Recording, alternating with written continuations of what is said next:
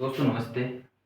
आज राजस्थान इतिहास की एक नई शुरुआत है और मैं कोशिश करूँगा कि इसको कंटिन्यू रखें। समय मेरा भी काफ़ी लगता है इसको बनाने में, परंतु जब ये मंच बनाया है आपके लिए तो फिर मैं कोशिश करूँगा कि आपको कुछ ऐसी चीज़ ऐसा मैटर मैं आपको उपलब्ध करूँ ताकि आपको आगामी कंपटीशन में कहीं कोई दिक्कत नहीं आए। ठीक है?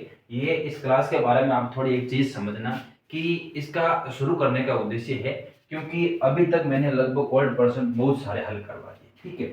और ओल्ड क्वेश्चन की मेरी अलग से वो किताब आती है राजस्थान इतिहास की, तो अब इन पर डिस्कशन करने का मुझे कोई अर्थ लगा नहीं था। ठीक है ना? क्योंकि इतने प्रश्न हमने हल कर लिए हैं और इतने प्रश्न मैंने इस किताब में डाल दिए हैं कि अदर कोई भी एग्जाम हो लगभग 70 और 70-80% प्रश्न यहाँ से कवर होते हैं। और अब एक नई शुरुआत ये है कि हम समझेंगे कि टॉपिक के अनुसार, मेरे बहुत सारे विद्यार्थियों की मांग भी थी कि सर टॉपिक के अनुसार करवाओ, तो ये टॉपिक के अनुसार चलेगी और ये लगभग एक सप्ताह तक एक टॉपिक चलेगा लगभग। ठीक है? लगभग रोजाना 12 से 15 प्रश्न होंगे, हम आराम से हल करेंगे। बिल्कुल नए प्रश्न है, कुछ भी ओल्ड क्वेश्चन नहीं ले रहा हूँ, बिल्कुल नए प्रश्न ले रहा हूँ। और आपको लग सकता है कि ये कठिन है, क्योंकि कठिन तो है ही, जब नया प्रश्न बनता है तो कठिन तो होता ही है। तो क्यों ना अभी से हम प्रयास कर लें, अभी से हम अभ्यास कर लें प्रश्नों का कि आगे कोई दिक्कत ना हो। ठीक है? तो राजस्थान इतिहास के स्रोत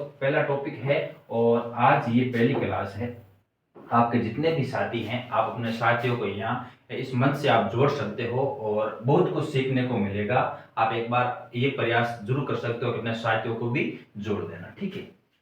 पहला प्रश्न देखो आज का। हम्म, हाँ ये देखो, थोड़ा बड़ा कर देता हूँ मैं इसको। ठीक है? पहला प्रश्न देखना और समझने की कोशिश करना कि मैं लगभग शिलालेखों के बारे में प्रश्न बना रहा हूँ और शिलालेखों के पर्टिकुलर शिलालेख के ऊपर मैं 2-3 कथन डाल के प्रश्न बना रहा हूँ और आपको लगना चाहिए कि हाँ मेरा ये कंसेप्ट क्लियर हो रहा है। मेन चीज ये है ना। पहला प्रश्न देखो कि गोसुंडी शिलालेख के बारे में कौन सा कथन सही नहीं है। सही नहीं का पूछ रहा है। मैं वर्तमान में ऐसे ही प्रश्न बना रहा हूं जैसे वर्तमान प्रश्न शैली। ठीक है? अब प्रश्न पूछ रहा है कि गोसुंडी शिलालेख का पूछ रहा है, याद रखना। गोसुंडी शिलालेख का पूछ रहा है और नहीं पूछ रहा। ठीक है? ये संस्कृत भाषा और नागरी लिपि में है। आप एक तो ये चीज देखो। ठीक है? दूसरा क्वेश्चन कहता है कि राजस्थान में भागवत धर्म का प्राचीनतम उल्लेख है। ये कई बार परीक्षाओं में उल्लेख प्रश्न बन चुका है। ठीक है? ये भी ठीक प्रश्न है। इस लेख में श्रोता द्वारा अश्वमेध यज्ञ करवाने का वर्णन मिलता है। ये नाम आप जरूर ध्यान रखना, किस के द्वारा अश्वमेध यज्ञ का आयोजन किया जाता है, तो वो सर्वतात के द्वारा आयोजन किया जाता है।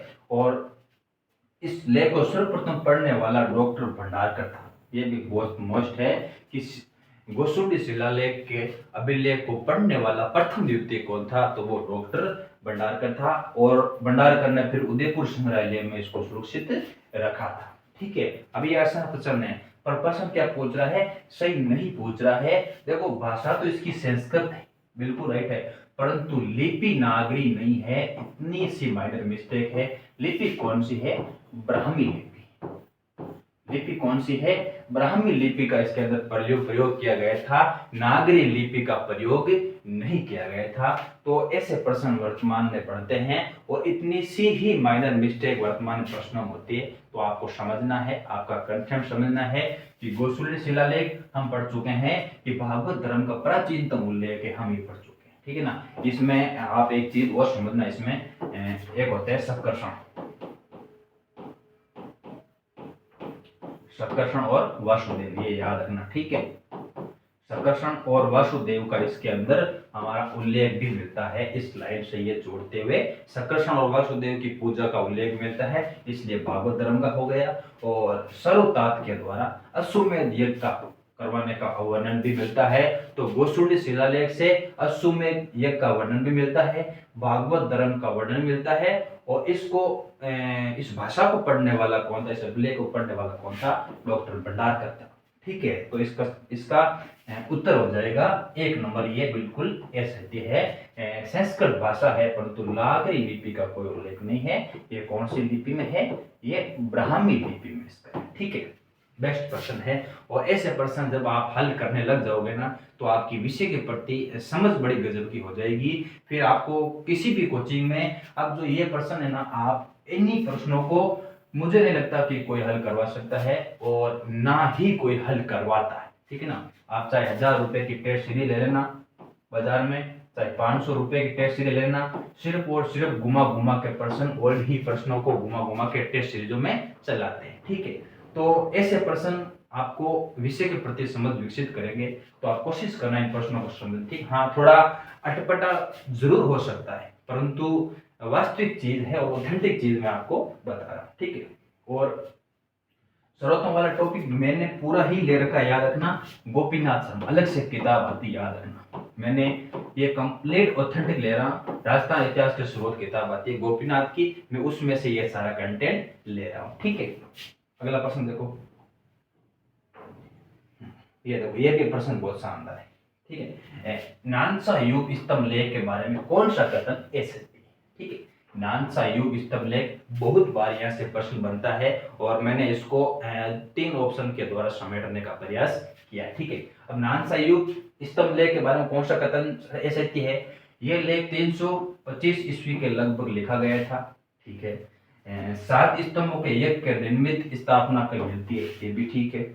ये लेख उत्तरी भारत में क्षेत्रफों के राज्य विस्तार की जानकारी देती है। ये मोस्टली लाइन आप याद कर लेना कि जो पश्चिमी क्षेत्र थे, जो विदेशी तो जो भारत के अंदर आए थे, जो पश्चिमी क्षेत्र थे, जो वहां का लगभग रुद्रदामन, वो आप याद रखना कि पश्चिमी क्षेत्रों का उत्तरी भारत में विस्तार कौन सा अभिलेख करता है? तो वो नानसा युग अभिलेख करता है। ठीक है, इस लेख में गुण गुरु नामक युक्ति द्वारा षष्ठी रात्र यज्ञ संपादन करने का उल्लेख मिलता है। ये गुण गुरु भी याद रखना, ये भी बहुत मस्त है कि गुण गुरु के द्वारा षष्ठी रात्र यज्ञ मतलब 6 रात्रि यज्ञ, 6 रात्रि यज्ञ का हमें संपादन का वर्णन भी मिलता है। परंतु कथन पूछ रहा है कि कौन सा कथन असत्य। ठीक है, असत्य कथन कौन सा है? ये लेख 325 नहीं बल्कि 225 ईस्वी में लिखा गया था। ठीक है ना, ये लेख 325 में नहीं बल्कि 225 ईस्वी में ये लेख लिखा गया था। तो प्रश्नों की बहुत कम बारीकियां हैं और ये बारीकियां आपको पकड़नी है, तब जाके हम अच्छा कर सकते हैं। ऐसे प्रश्न बनाने का उद्देश्य ही है कि आपका कंसेप्ट क्लियर हो। और मैं नहीं चाहता कि मेरा जो मंच है वो आपको अलग स्टैंडर्ड के रूप में प्रस्तुत करे, ऐसा कुछ भी नहीं। ये सिर्फ समझाने का प्रयास है कि नानसा युग स्तंभ लेख जब भी पढ़ते हैं ना तो आप 3 चीजें याद रखना। ये तो 7 स्तंभों की यज्ञ की निर्मित स्थापना मिलती है और ये क्षेत्रफलों वाला याद, मोस्टली इसको आप याद रखना। और गुण गुरु नामक युक्ति द्वारा षष्ठी रात्र यज्ञ संपादन का उल्लेख मिलता है। ठीक है, अच्छा प्रश्न है। इसका उत्तर क्या हो जाएगा? ये बिल्कुल असत्य है। ठीक है, अगला प्रश्न देखो। आपको ऐसे प्रश्न ही मिलने वाले हैं, मैं आपको कह रहा हूं ना। अब देखो इस प्रश्न देखो, कितनी बार यहाँ से प्रश्न बन चुके हैं, कितनी बार परीक्षाओं में यहाँ से प्रश्न बन चुके हैं कि बड़वा स्तंभ लेख के बारे में कौन सा कथन सही नहीं। ठीक है, बड़वा स्तंभ लेख का पूछ रहा है और बड़वा स्तंभ लेख हमें कहाँ से प्राप्त होता है? कोटा से प्राप्त होता है। ये लेख कोटा से 238 ईस्वी से प्राप्त होता है, बिल्कुल सही लाइन है। और इसमें 4 युग स्तूप लेखों का उल्लेख मिलता है। हम पढ़ते हैं कि परीक्षा में हमारे प्रश्न भी आया था कि बड़वा स्तूप लेख से कितने युग स्तूप मिलते हैं? तो वो 4 नहीं थे, वो कितने थे? 3 थे। 3 स्तूप लेख मिलते हैं। इसमें त्रिरात्र यज्ञ का वर्णन है, ये मोस्टली याद रखना। इसमें त्रिरात्र यज्ञ का वर्णन मिलता है और ये लेख वैष्णव धर्म तथा यज्ञ महिमा का प्रतीक। ये प्रश्न पूछा जा चुका है, मोस्टली इसको आप याद करना कि वैष्णव धर्म का उल्लेख भी ये लेख करता है। तो बड़वा स्तंभ लेख बहुत महत्वपूर्ण है और ये कोटा से प्राप्त होता है। ठीक है, कोटा से प्राप्त होता है और असत्य पूछ रहा है तो असत्य हो जाएगा इसमें, ये ऑप्शन इसका असत्य हो जाएगा। ठीक है, इसमें त्रिरात्र यज्ञ का वर्णन भी मिलता है और ये वैष्णव धर्म और यज्ञ महिमा का प्रतीक है। ये चीज आप अच्छे से याद करना। ठीक है, तो ये इसका कथन ऐसे ये कथन हो जाएगा। ठीक है, ऐसे प्रश्न वर्तमान में बन रहे हैं ना। अब ये देखो, बहुत शानदार प्रश्न है, ठीक है ना, बहुत ही शानदार प्रश्न है। ऐसे प्रश्न मुझे लगता है कि आगामी परीक्षाओं में बनने वाले हैं और आपको ऐसे प्रश्नों का अभ्यास और हो सके तो आप अपने नोट्स में ये चीजें ऐड करते रहना। ठीक है, किस अभिलेख की जानकारी मिलती है कि भगवान विष्णु को खुश करने के लिए एक द्वारा 90 गोदान किए जाने का उल्लेख है। मतलब कह रहा है कि 90 गायों का दान किया गया था। ठीक है, 90 गायों का दान किया गया था और दान करने का उल्लेख कौन से अभिलेख में मिलता है। ठीक है, तो हमारा उत्तर हो जाएगा बरनाला अभिलेख। हमारा उत्तर क्या हो जाएगा? बरनाला अभिलेख उत्तर हो जाएगा। और हमें यही प्रश्न मिलता है कि भगवान विष्णु की जानकारी या भगवान विष्णु के पूजा को लेकर कौन सा अभिलेख प्रसिद्ध है, तो बरनाला अभिलेख प्रसिद्ध है। और बरनाला अभिलेख में ये लाइन लिखी हुई है। ठीक है, तो बहुत मोस्ट लाइन है, आप अच्छे से इसको ध्यान दिमाग में रखना कि ये प्रश्न बन सकता है। ठीक है, अगला प्रश्न देखो। ये प्रश्न बहुत शानदार प्रश्न है। ठीक है, देखना, 5वीं शताब्दी में सामंत व्यवस्था पर प्रकाश। मोस्टली आप चीज ये याद करना, सामंत व्यवस्था पर एक तो कौन सा पूर्व ताम्रपत्र याद रखना, जो कर्मावती वाला पूर्व ताम्रपत्र। और ये शिलालेख का पूछ रहा है कि सामंत व्यवस्था के प्रकाश डालने वाला गंगधार का लेख। ये मोस्टली आप ध्यान रखना कि गंगधार का लेख कहां से प्राप्त होता है। बहुत मोस्ट लाइन है इस प्रश्न की कि सामंत व्यवस्था का उल्लेख कौन सा अभिलेख करता है। बहुत सारे अभिलेख उल्लेख करते हैं, मैंने आगे एक प्रश्न इस बारे में बनाया, वो आप देखना। ठीक है, यहाँ कह रहा है कि गंगधर लेख कहां से प्राप्त होता है, तो ये होता है झालावाड़ से। ठीक है ना, झालावाड़ से गंगधार लेख प्राप्त होता है और इसमें सामंत व्यवस्था की लगभग जानकारी मिलती है। ठीक है, देखो, इस लेख में विश्वकर्मा के मंत्री मयूराक्षी ने एक विष्णु मंदिर का निर्माण करवाया।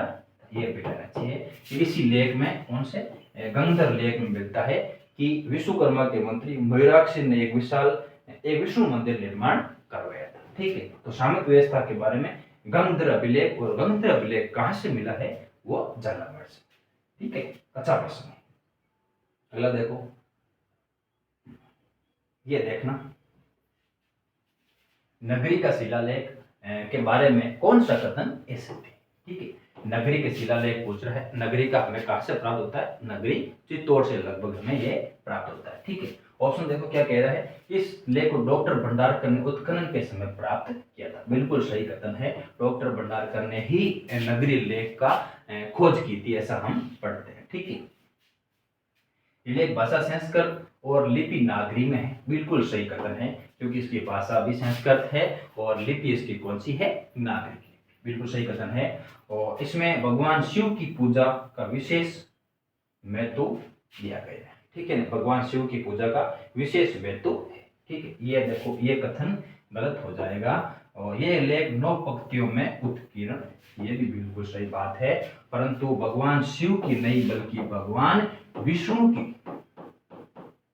ठीक है ना, ये आप मोस्टली याद रखना कि भगवान विष्णु की पूजा का विशेष महत्व देता है, बल्कि शिव पूजा का इसमें कोई हमें उल्लेख नहीं मिलता है। तो नगरी का शिलालेख असत्य पूछ रहा है कि असत्य कौन सा है। ठीक है, तो डॉक्टर भंडारकर ने इसकी खोज की थी, ये आप ध्यान रखना। ये संस्कृत भाषा और लिपि नागरी में है। बिल्कुल सही कथन है।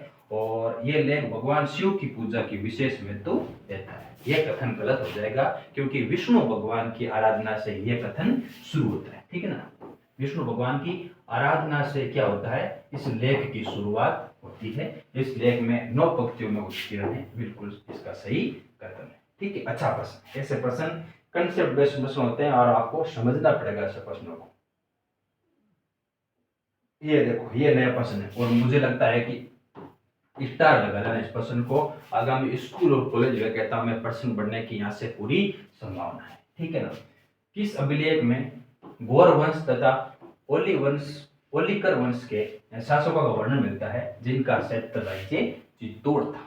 ठीक है ना, क्या कह रहा है कि किस अभिलेख में गौर वंश और ओली वंश के जो शासक थे और इन शासकों का जो क्षेत्र था वो कौन था, चित्तौड़ था, और इनका अभिलेख किसमें मिलता है, तो हो जाएगा भ्रमर माता का शिलालेख कहां से प्राप्त होता है, चित्तौड़गढ़ से प्राप्त होता है, ठीक है ना, चित्तौड़गढ़ से प्राप्त होता है। और इस अभिलेख में हम गौर वंश और ओलिकर वंश के शासकों का वर्णन मिलता है। ये लाइन बहुत मस्त है, आप अच्छे से इसको याद रखना, ठीक है। इस लेख के रचयिता मित्र सोम और लेखक था पूर्व, ठीक है। इसकी रचना करने वाला कौन था, ये भी आप लाइन ऐड कर लेना कि रचना करने वाला सोम, मित्र सोम था, और ये उत्कीर्ण करने वाला, देखो दो चीजें होती हैं, एक लिखने वाला होता है जिसको रचयिता कहता है, और एक पत्थर पर जो उत्कीर्ण करता है उसे उत्कीर्णकर्ता कहते हैं, और उत्कीर्णकर्ता कौन था, पूर्वा था, ठीक है। ये दो लाइन आप जरूर याद रखना। गौर वंश और ओलिकर वंश का उल्लेख मिलता है भ्रमर माता के शिलालेख से, ठीक है। अच्छा प्रश्न है, और ये प्रश्न कहीं नहीं मिलने वाला आपको, है ना। ये देखो, ये प्रश्न मैंने आपको डाला है, बहुत ही मस्त लाइन है कि सामंत कौन सा लेख राजस्थान में सामंती व्यवस्था पर प्रकाश नहीं डालता है, नहीं डालता पूछ रहा है, तो गंगधर लेख हमने पढ़ लिया, बिल्कुल सही बात है। भ्रमर माता का शिलालेख इसमें भी हमें मिलता है, बसंतगढ़ का शिलालेख इसमें भी जानकारी मिलती है, परंतु नगरी के लेख में हमें कोई भी सामंती व्यवस्था का उल्लेख नहीं मिलता है। तो ये 3 नाम आप जरूर याद रखना, बहुत मस्त नाम, ठीक है। अच्छा प्रश्न, बेस्ट प्रश्न। अगला प्रश्न देखो, ये देखो, ये भी बहुत शानदार प्रश्न कि सोमाली शिलालेख में, ऐसा नहीं है कि प्रश्न ऐसे भी बना रहा हूं, मुझे जो शिलालेख बहुत महत्वपूर्ण लगता है और जहां से एक लाइन का प्रश्न बन चुका है ना, मैं वहां से प्रश्नों को ले रहा हूं, तो मेरे अनुसार ये बेस्ट काम है, ठीक है। सोमाली शिलालेख के बारे में कौन सा कथन सही नहीं है, कौन सा कथन सही नहीं, ठीक है। याद रखना कि ये लेख मेवाड़ के गुहिल राजा शिलादित्य के समय का बिल्कुल सही कथन है कि मेवाड़ के शिलादित्य के बारे में ही ये लिखा गया, ठीक है ना। इसकी विजयों के बारे में, ठीक है ना, विजयों के बारे में, इसके निर्माण कार्य के बारे में, और इसकी उपाधियों के बारे में, इसकी उपाधियों के बारे में, ये सारी ही पूरा शिलालेख शिलादित्य के काल का है और शिलादित्य की प्रशंसा इसमें की गई है, ठीक। अच्छा प्रश्न, इस लेख में महाजन समुदाय और संघ क्या बोध होता है, ये लाइन बहुत मस्त है, ये आप स्टार लगा लेना कि महाजन व्यवस्था का उल्लेख करने वाला कौन सा शिलालेख है, तो वो सोमाली शिलालेख है, याद रखना, ठीक है। ये संस्कृत भाषा और लिपि नागरी में उत्कीर्ण है, देखो लिपि नागरी में नहीं है, इसकी लिपि कौन सी है, कुटिल लिपि, कौन सी लिपि है, कुटिल लिपि है, और तो ये कथन गलत कथन हो जाएगा, ठीक है। इस लेख में अरण्यवासिनी के मंदिर का उल्लेख है, जो आज की जावर माता का मंदिर है, याद रखना। एक और यहाँ आप चीज रखना कि जावर की जो चांदी की खान है, ठीक है ना, चांदी की खान है जो जावर वाली, इसका हमें इस शिलालेख में जानकारी मिलती है। तो बहुत मोस्ट ये शिलालेख है कि जावर के शिलालेख, जावर के चांदी की जो खान है उसका हमें उल्लेख कहाँ मिलता है, तो वो सोमाली शिलालेख में मिलता है। और जावर माता मंदिर का उल्लेख किसमें मिलता है, सोमाली शिलालेख मिलता है। और यही जावर माता का मंदिर पहले क्या कहलाता था, अरण्यवासिनी का मंदिर कहलाता, ठीक है। और ये महाजन समुदाय है, ये तो आप बहुत मोस्टली याद रखना, बहुत मोस्ट लाइन, ठीक है। और ये शिलालेख किस काल का है, ये शिलालेख शिलादित्य के काल का है, ठीक है। ये बेस्ट पर्सन है ना, कुटिल लिपि याद रखना, ये नागरी लिपि नहीं है, कुटिल लिपि है। और ये पूछ रहा है कि सही नहीं, तो ये कथन क्या हो जाएगा, सही नहीं, ठीक है। अच्छा प्रश्न, ऐसे प्रश्न बनेंगे जरूर, है ना। वर्तमान में माना कि ओल्ड प्रश्नों का बहुत महत्व है, परंतु ओल्ड प्रश्न हमने बहुत पढ़ लिए, हम कुछ नया सीखना चाहते हैं और ये नया सबसे बेस्ट है मेरे अनुसार, है ना। आप देखना कि एक पराजित का शिलालेख जो गुहिल वंश से संबंधित है, इस लेख की रचना किसने की थी, बहुत मस्त है। अपराजित का शिलालेख अपराजित के काल का ही कहलाता है, और इस लेख में कहते हैं कि इसकी रचना किसने की थी, ठीक है। तो रचना करने वाला था दामोदर, ठीक है, रचना करने वाला था दामोदर। और इस लेख को उत्कीर्ण करता कौन था, यशो भट्ट इसका उत्कीर्ण करता था। ये भी प्रश्न पूछा जा चुका है, यशो भट्ट का पूछा जा चुका है, याद रखना। तो आप दामोदर का जरूर याद रखना कि अपराजित शिलालेख ठीक है, गुहिल वंश से संबंधित है, ये भी आप ध्यान रखना। और गुहिल वंश के अपराजित के नाम से, राजा के नाम से ये शिलालेख था।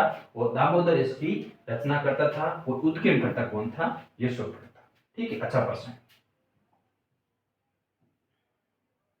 ये प्रश्न देखो, ये बहुत सबसे मुझे लगता है सबसे अच्छा प्रश्न आज का, कि शंकर घटा का शिलालेख में किस राजा का वर्णन मिलता है जिसका उल्लेख कर्नल जेम्स टोड ने किया था।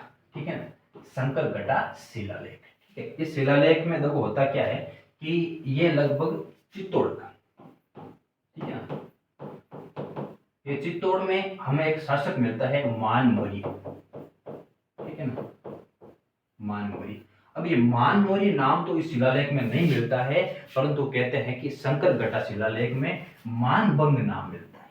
ठीक है ना, अब मानभंग और मानमौर्य एक ही थे, ये तो कहीं प्रमाण अभी तक नहीं मिला है। आगे जब शिलालेख आया, मानमौर्य का शिलालेख आया, तो मैं वहां इस प्रश्न के स्पष्ट समझाऊंगा। आप यहाँ इतना ध्यान रखो कि शंकर घटा का शिलालेख है ना, वो किस राजा का वर्णन करता है, तो वो राजा मानभंग का वर्णन करता है। और मानभंग का नाम बताने वाला कौन था? कर्नल जेम्स टोड था। चित्तौड़ संबंधित है, चित्तौड़ में मानमौर्य भी है, परंतु मानमौर्य और मानभंग दोनों एक काल के बताए। तो एक काल में दो राजा कैसे हो सकते हैं? वो तो संभव है नहीं। तो मानभंग और मानमौर्य अलग व्यक्ति हैं, ये भी साबित करने वाला कौन है? ये शंकर घटा शिलालेख कहलाता है। तो शंकर घटा शिलालेख बहुत महत्वपूर्ण, याद रखना। ठीक है, अब देखो ये लेख 17 पंक्तियों में विभक्त है, ये भी अच्छा है। और शिव की वंदना से प्रारंभ होता है, ये लाइन आपने बहुत कम शिलालेखों में हमें शिव का उल्लेख मिलता है। तो शिव वंदना से शुरू होने वाला शिलालेख कौन सा है? शंकर घटा। देखो नाम ही है शिव, शिव शंकर, आप ऐसे याद कर लो। ठीक है, शिव शंकर। तो शंकर घटा का शिलालेख किसकी वंदना से शुरू होता है? शिव की वंदना से होता है और सूर्य मेंद्र का उल्लेख करता है। ठीक है ना, चित्तौड़ में कहते हैं कि मानभंग ने बहुत सारे निर्माण कार्य करवाए, किला भी बनवाया और सूर्य मंदिरों का निर्माण करवाया। ठीक है ना, ये लाइन भी यहाँ लिखी है कि सूर्य मंदिर का निर्माण मानभंग ने करवाया था, और इसका उल्लेख शंकर घटा अभिलेख में मिलता है। ठीक है, दोनों को अलग अलग बता रहा है ना, सेम दोनों एक ही है, ये अभिलेख नहीं बताता। ठीक है, अगला प्रश्न देखो, ये अच्छा प्रश्न है, ये बहुत महत्वपूर्ण। ये वैसे प्रश्न बन चुका, परंतु प्रश्न की थोड़ी शैली अलग थी, इसलिए मैंने इस प्रश्न को बनाया है कि राजस्थान में मौर्य वंश के राजाओं का वर्णन करने वाला सबसे महत्वपूर्ण अभिलेख कौन सा है? ऐसा कहूं कि एकमात्र अभिलेख जो मौर्य राजाओं का वर्णन करता है, वो राजा के नाम था धवल। याद रखना, मौर्य शासक धवल की जानकारी देने वाला कौन सा अभिलेख है? तो वो कणसवा अभिलेख है। कणसवा अभिलेख में हमें मौर्य राजा धवल की जानकारी मिलती है। तो मौर्य वंश के राजाओं का उल्लेख करने वाला राजस्थान का एकमात्र शिलालेख कौन सा है? तो वो कणसवा का शिलालेख है। और राजा का नाम आप जरूर याद रखना कि धवल राजा था, इसका इसमें उल्लेख मिलता है। ठीक है, तो आज मुझे समय कम मिला था और लगभग 12% ही मैं बना पाया था। और कल से मैं कोशिश करूंगा कि इसके 15% में आपको करवा दूं। ठीक है, कोशिश करूंगा 15% लगभग मैं आपको करवा दूंगा। और राजस्थान इतिहास के स्रोत में एक भी % मैं आपको नहीं छोड़ूंगा कि आपको लगेगा कि मेरी तैयारी अधूरी, ऐसा कभी भी नहीं लगेगा। कंप्लीट मैं आपको 7 दिन में, ठीक है, सोमवार से सैटरडे, ठीक है, मंडे से सैटरडे तक ये क्लास चलेगी और संडे को इस पर हम करेंगे डिस्कशन। ठीक है, संडे पर हम इसको डिस्कशन करेंगे कि आपने इस टॉपिक से क्या सीखा, क्या इसका फीडबैक है, वो भी मैं लेने का प्रयास करूंगा। तो सोमवार से शनिवार तक ये क्लास रहेगी और 6 दिन में मैं कंप्लीट आपको राजस्थान इतिहास के स्रोत कंप्लीट करवा दूंगा। फिर आप चाहे आरएस की एग्जाम देना, चाहे कॉलेज व्याख्याता की देना, किसी भी परीक्षा एग्जाम देना, यहाँ से प्रश्न मैं बाहर नहीं जाने दूंगा। ठीक है, तो कंटिन्यू देखते रहो। और आपसे एक निवेदन है कि इस क्लास के बारे में अपना फीडबैक कमेंट बॉक्स में जरूर देना, ताकि कुछ सुधार भी किया जाए, हो सके तो सुधार किया जाना चाहिए, और इस क्लास को कंटिन्यू रखना है या नहीं रखना है वो भी आप मुझे बता देना, क्योंकि आपके फीडबैक के आधार पर ही काम होगा और आपका फीडबैक देना जरूरी है। ठीक है, तो ये आज के प्रश्न थे। कल मिलते हैं और शानदार प्रश्नों के साथ। धन्यवाद।